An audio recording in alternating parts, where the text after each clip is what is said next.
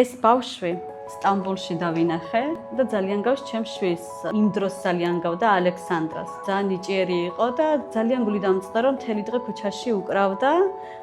არ ყავდა არავინ. და მიუძღენი ამ გოგოს რა თითქოს ალექსანდრა და ეს ბავშვი გავაიგივე და ძალიან მიყვარს ეს სტილი. ესეც ბავშვებს მიუძღვენი და ამ ნახატებს ქვია ტყუპის ცალი. ანუ ეს ორი ტილო დავხატე ეგვიპტური სერია. ეგვიპტეში ცხოვრობდი ცოტა უფრო დიდხანს და ხატავდი და იქ ბავშვების თემა იყო ჩემთვის ძალიან მტკივნეული და ემოციური და მიუძღვენი ეს ბავშვები არიან თვალებ გაფართოებული, დაბნეულები, ნაწყენები, გაუგებრობაში და მათ წართვეს ბავშვობა. მინდა რომ ეგვიპტელი ბავშვებიც თამაშობდნენ ფინიკის პლანტაციებში და გულისხმობ იმას რომ არ მინდა რომ 12 წლის ასაკში გაათხოვონ. მინდა რომ განათლება მიიღონ, არ მინდა რომ 12 წლის ასაკიდან დედა იყვნენ და ანუ ამიტომ დავარქვი ტყუპის ცალი, იმიტომ რომ ყველა ბავშვს აღვიქვამ ჩემი შვილის ტყუპის ცალად.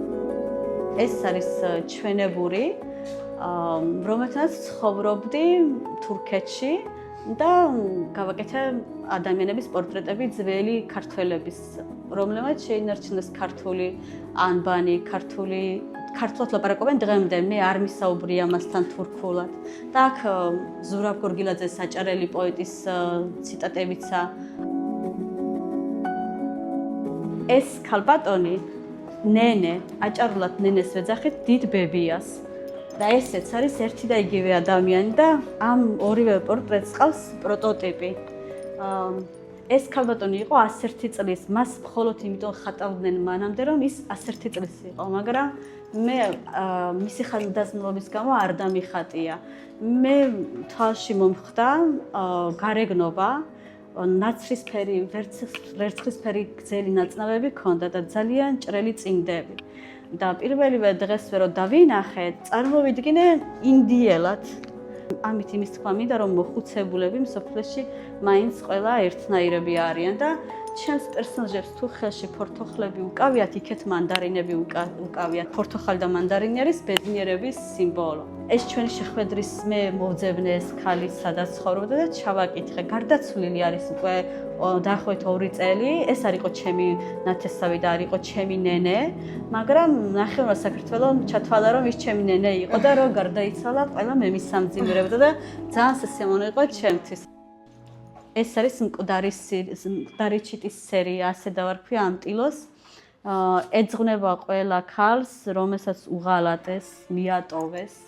ქალი, რომელიც წაიქცა, მაგრამ მაინც ბოლოს დადგა ფეხზე, გაიმარჯვა და იმიტომაც დავხატე ეს ქალი ბედნიერი სახითა, უკვე დაამარცხა ყველა ცუდი ენერგია და უკვე გამარჯვებული არის.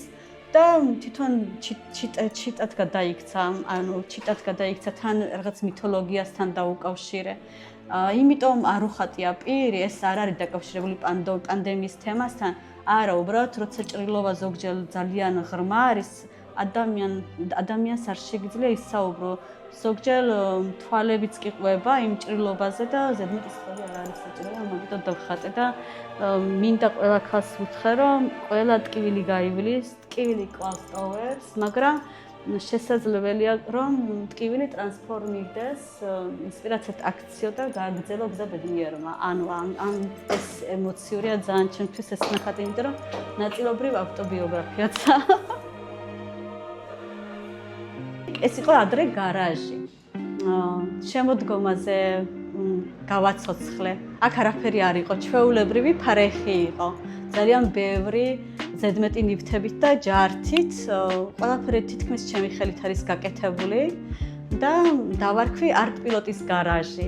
მიუძღვენი ისევ ქალებს, ძლიერ ქალებს, მფრინავ ქალებს, იმიტომ რომ მგონია რომ მფრინავი ქალები ძლიერი პერსონაჟები არიან და აქ კედლებზე დახატული გრაფიტში ყველა ქალი არის მფრინავი და მინდა რომ ყველა ქალი იყოს ძლიერი, მამაცი და შეუპოვარი.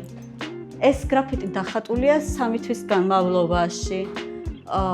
მერცხლებიც ჩემს შემოქმედებაში რაღაცა ბედნიერების სიმბოლოა და იმიტომ არის მერცხლები და ანბანი ერთად ჭერში და ლიტერატურა მიყვარს ძალიან და ამიტომაც ვთვლი რომ წიგნები არის ჩვენი თვალები და ანუ რაღაცნაირად სიმბოლოსავით გადავაქციე.